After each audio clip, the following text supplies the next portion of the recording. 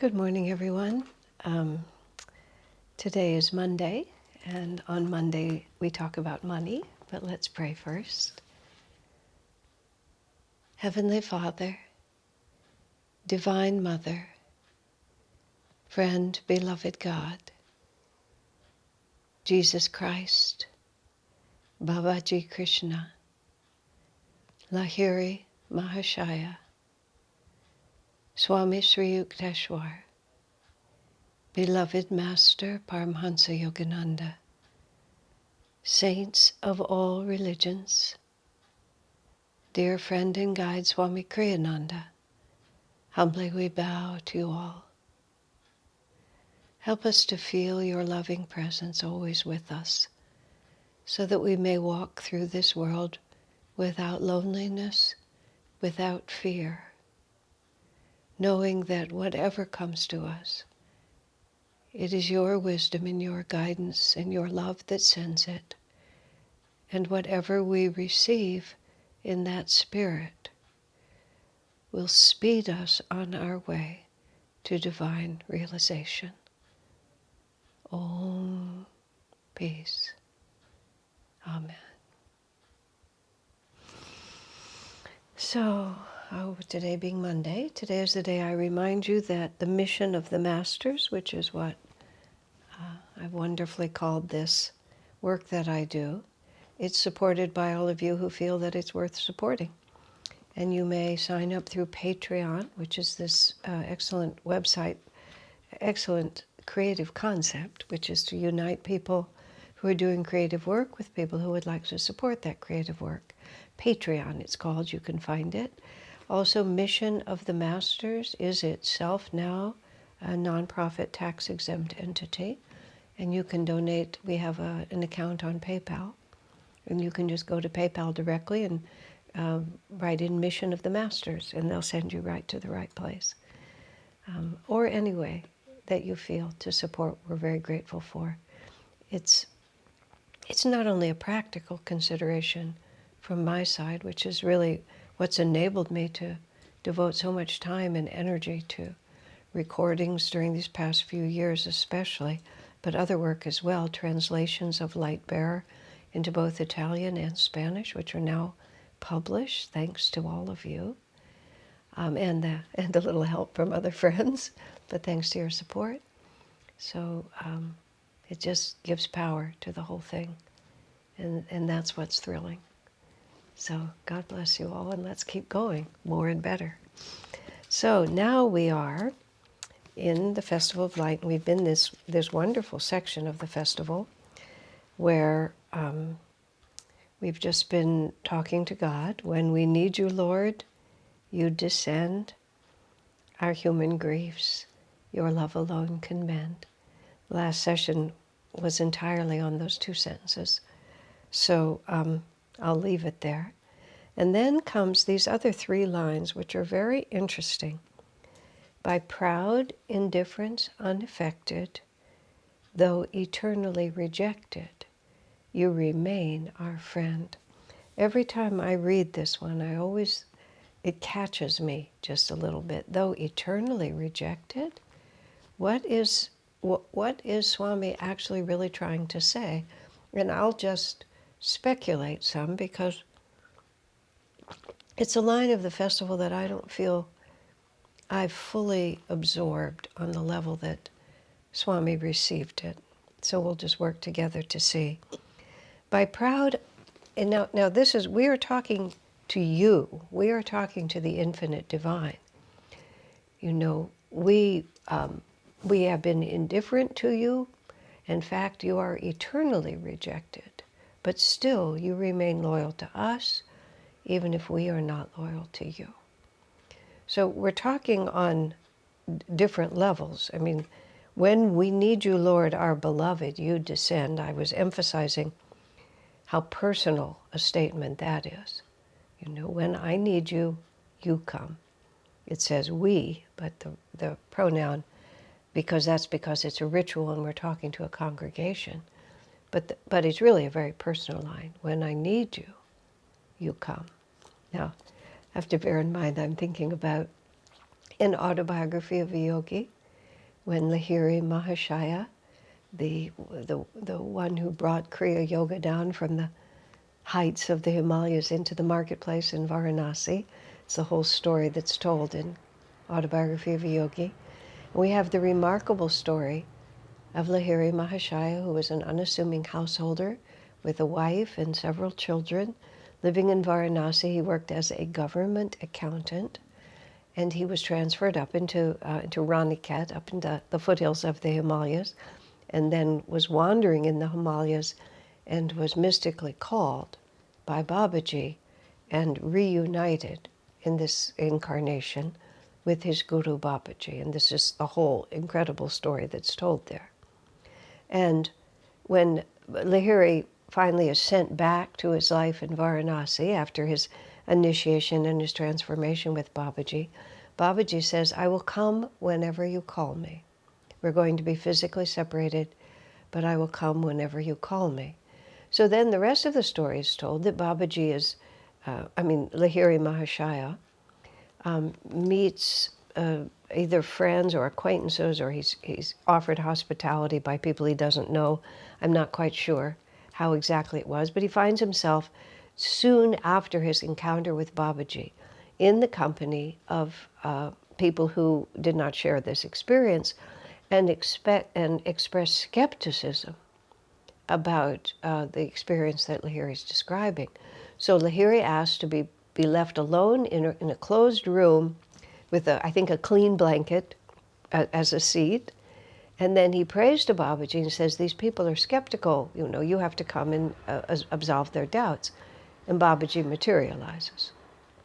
And then Babaji says to Lahiri Mahashaya, "I don't think this is a worthy reason to have called me." In paraphrasing, he said, "From now on, I will come when you need me, not merely when you whimsically call me." Whimsically is too strong a word, but you understand what I mean. This was not a real need. But then, amazingly, Babaji says, "But now I don't want to embarrass you in front of your friends, so we will carry on as you had expected." So Babaji comes, and it's been he was in a closed room. There was no way for Babaji to come into that room. His host could see that this was a miracle, that he showed up. And then Babaji asked them to prepare halwa for him, which is a very interesting little part of the story. Because Babaji didn't need any food. But what he was showing, he wanted to show them that he was really there, that he was there in human form. He sat with them, he ate with them, he talked with them. We have to get our minds around this, because I don't know if you're like me, but there's a certain part of me that imagines that Babaji was kind of shimmering and semi-transparent. But what he's showing you is that Babaji was there. He asked for food, he sat down, and he probably ate it with a spoon or ate it with his fingers, put it in his mouth, masticated it, swallowed it, and you couldn't see it going down. I mean, he was solidly there. In the story of Jesus' life, right after he was crucified, one of the extra little stories in the end of the Bible there is two of the disciples were walking to another city, and a traveler joined them, and they were talking about the events. Were they disciples? I believe they were disciples. And yes, of course they were disciples. Were they apostles was my actual question. And they were talking about the events of the day. And this stranger who met them on the road said, "Really, what's been happening?" And they said, "You must be the only man in the whole country who doesn't know about this." So they tell him about the whole experience of Jesus being crucified, and then 3 days later, his body has disappeared, and people have said he's resurrected. They have this conversation. The two people who know about Jesus have their destination. They invite the stranger in to come with them and sit at the table, because hospitality was offered like that. So the stranger sits at the table, and they're all sitting there still talking. And then the stranger breaks bread and hands it to his friends. And in the moment he does that, so they must have been apostles, because they had been there. And all of a sudden they recognized that it was Jesus. But he'd been so natural and with them that they didn't even know it was he. It was just a man on the street. Now, of course, Jesus blinded them, but he was completely manifested in physical form. That's the point. So, but the point that I'm going through right now is Babaji even corrected Lahiri Mahashaya. When we need you, you descend. Not merely when I would like you to come and help me. Because much of the time, Divine Mother needs us to face into and rise with our own rise with our willpower and energy to meet the challenge rather than being rescued by divine intervention. This is a very subtle point on the spiritual path, is that we need to face into things and expand our awareness and our abilities rather than be rescued from the challenge. And if we're not being rescued, and because sometimes miraculously God can rescue you, if we're not being rescued, we have to understand that there's a divine purpose in our not being rescued. So when we need you, Lord, you descend. And it's something deep to contemplate, to come back over and over, because that's the promise. Although Babaji also says whoever utters his name with sincere devotion attracts to himself or herself an instant blessing. But a blessing is not the same as having a situation altered to meet our preferences. And again, these are all the subtleties that we have to go through on the spiritual path. And that's why, this is why every word is important. When we call you, Lord, our beloved, you descend. No, when we need you, Lord, you descend. Our human griefs your love alone can mend. Now, by proud indifference unaffected. Now this is talking about the unconditional love of God. By proud indifference unaffected. Who among our friends, and we may be very fortunate to have very good friends, and I'm exceedingly fortunate because my entire life has been spent in a spiritual community with devotees. So the quality of friendship and loyalty is extraordinary. But even still, even among the angels that I've been privileged to live with, proud indifference is not an attractive quality. Pride, where I'm more important than anything else, I think that I'm better than anyone else. Indifference means just like, who cares about you? I'm only really concerned about me. There was a movie that I saw, and it was a movie about the movie industry, and it was Steve Martin, and he played the role of this ambitious, producer, director, and he's trying to inspire his team, which is a rather motley crew of people, and he describes for them the vision of everything that's going to happen, and we are going to do this, and we are going to do that. And then in just the same tone, he says, and when I say we, I mean me, just like that. And every so often when I'm in a situation where we are going to do this, I always think by we, I mean me, just like that. By proud indifference. I'm really doing this for my own self-aggrandizement. I'm using you. I'm using you to get what I want. I'm pretending that this is about you, but it's not about you. It's about me. But in a divine sense, by proud indifference. This goes back to the little bird. What else is wisdom if not to keep what is mine for myself? And so I had this, he gloried in his newfound strength and became indifferent. This is the source of my energy. It's the divine love that sustains me. It's the divine grace that guides and blesses me. But I choose proud indifference instead. But does the divine in one atom of energy withdraw its affection for us? Never. By proud indifference, by our pride and indifference to divine realities and our constantly scorning what God has given us and celebrating our own egoic power instead, it doesn't change one atom's worth of the divine commitment to us.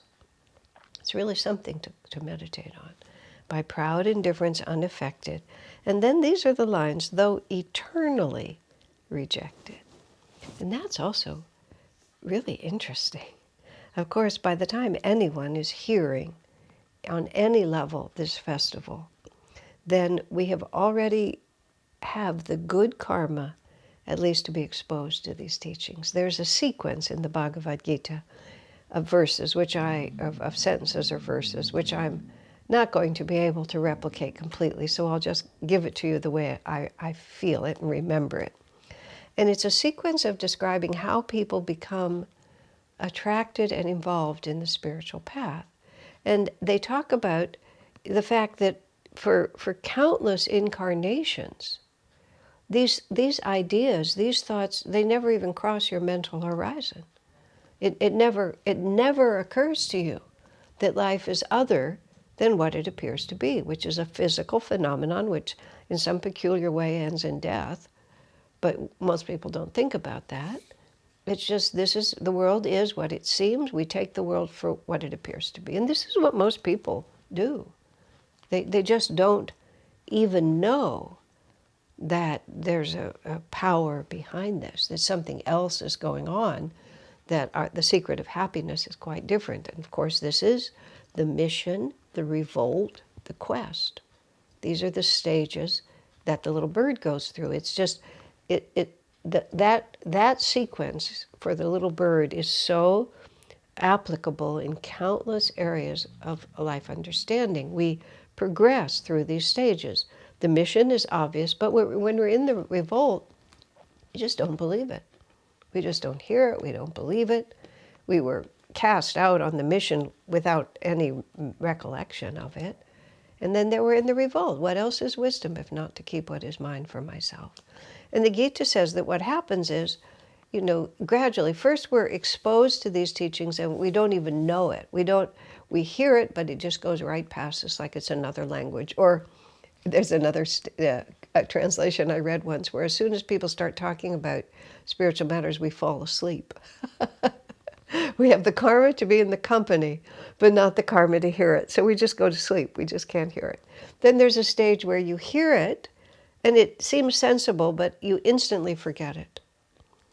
It comes, but it goes. Swami writes in The Path about the progression, spiritual progression, the development of a spiritual family, that he describes the point where you attract and gradually learn to hold. Now, those again, it's not an exact quote, but that's the sense of his sentence.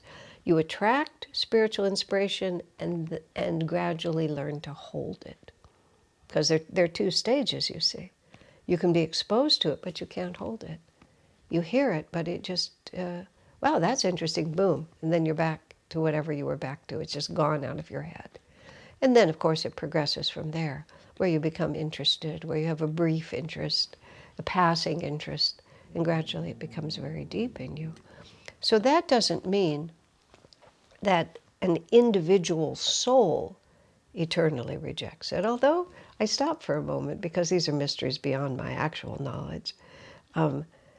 Swamiji talks about how Master said there are souls that are manifested in the day of Brahma, and when the night of Brahma comes, they're still wandering in delusion, and they will be remanifested. Now, what that actually means, I couldn't possibly say, but the tradition is that all of creation is there for a while, and then there's that's called the day of Brahma, and it's a span of time that may have a number to it, but it's an extraordinarily long span of time, and then all of creation is withdrawn and remanifested. But let's just say it's a long time. And if a soul wanders in delusion for an entire day of Brahma, that's a really, really, really, really, really long time. It's not eternal, though, but it's a really, really long time. Why do some souls awaken faster than others? Again, mysteries beyond what I can figure. Apparently, when realization comes, we know it all, but now I don't. However, creation goes on and on and on and on. So the rejection of the divine is the statement that it's an endless days and nights of Brahma. So God doesn't become discouraged. He's not keeping score. He's not, I mean, who knows? I can't really say because I don't understand. But there is, what he's also saying is, and this is how I've worked with this phrase, which is don't think that this world is ever going to resolve itself, because it won't. The nature of the material plane is that it's light and shadow. I mean, its very manifestation is duality. And so duality will always exist because this arena, this level of reality is here to teach us. It's not here for us to, when we transcend this level of reality, then we can go into the state of perfect bliss. But on this level, the light will be eternally rejected. As long as this level of consciousness exists, it will have to be shadow and light, because that's what it is. It's duality. It's the one begins to vibrate. And when it begins to vibrate, it goes day and night, life and death, youth and old age, shadow and light. And it just keeps doing it. And that is the nature. And it's very, very fundamental to our decision-making process in this world, to really understand that perfection is not possible on this plane. Otherwise, we exhaust ourselves trying to make perfection on this plane, but we can't, because you are eternally rejected. There will always be shadow forms. Even when I had that conversation with Swamiji, which I believe I mentioned in a recent talk, where I suggested that the next time we came, perhaps we could wait for a higher age. And that was when Swamiji very emphatically said to me, even Satya Yuga is still the material plane. It's not spirit, it's not divine freedom. Even in Satya Yuga, there's still light and shadow. But the spectrum is the bottom of the spectrum is much higher. This is like, just to refer to that for a moment, I understand that people have other things to say about this, but then I'm going to put it this way. Swami was talking about the passion to save the crocodiles or the man-eating or the tigers or various other creatures that do not seem to have a very elevated consciousness and are vicious in the way they relate to other living creatures. He said in higher ages, these creatures just go away. You just don't have that kind of form as the ages advance. So what we see as ecological disaster may actually just be the natural progression into a more refined age. Because the spectrum, even though there's still a duality, the lower end of the spectrum is higher in a higher age. So that kind of viciousness, even in the animal kingdom, it can't find a home. And the jivas who are in that stage go to a different planet. It's very interesting. And what happens with these teachings is they do just flip around a lot of things that we just comfortably took for granted. I remember I had two friends earlier in my life who were, I think both of them are off the planet now, who were Episcopal priests. And one of them, he said something to me. I asked him some question about the Bible. I was less familiar with the Bible then, and he would often help me. I asked him some question about the Bible, and he actually said to me, well, let's see. It took 3 centuries for the full teaching of Jesus Christ to fully manifest itself, he said. So what's written in there, it was like this, and then it was like that. I sort of folded my arms, and I looked at him, and I said, so, because he was a Kriyaban, he was completely on our path too. I said, so Jesus, as a fully God-realized master, as an avatar, he didn't know He didn't know his teachings. And it took 300 years of priests to figure out what Jesus' teaching really was. And of course, what I was saying was, it took 300 years for the priests to degenerate it to the point where they could articulate it. And it made sense to them because they were not capable of understanding Jesus, and plus institutional imperatives and on and on. And he was a good friend, which is why I could talk to him like that. He sort of folded his arms and looked at me in mock annoyance and said, "My life was much simpler before I met you." I profusely apologized. I didn't know what else to do. But yes, our life is much simpler when many of our comfortable preconceptions are not challenged. And Swami constantly challenged our preconceptions. We would just say things, and he wasn't argumentative or accusative or anything like that. He was masterful, is what he was. But you would just say something. I mean, I and others of us would just say something that was perfectly consistent with the worldview we had before we came onto the path of self-realization, and we just hadn't seen the implications. And so you'd say it, and you just sort of like it was just a given. And there would, if you got sensitive to it, which of course I tried very hard to get sensitive to it, you would just feel this flutter. There would be just this little flutter of Swami's consciousness. And if one was interested, and he didn't impose, but if one was interested, then you could open the doorway to learning something that you didn't know before. And it was delightful. So one of the things that Swami said about Satya Yuga, again, it's still the material plane. It's not spiritual freedom, because light and shadow is fundamental. This world, this plane of consciousness, we're here to learn. And the perfection that we sense is possible is not because all those other people get in line and do it our way. It's because we realize the internal battle. And this is the shift from being a Vaishya, where my security and happiness depends on the world conforming to my ideas of what it should be, to becoming a Kshatriya, where I realize that my security and my happiness comes because I have mastered myself.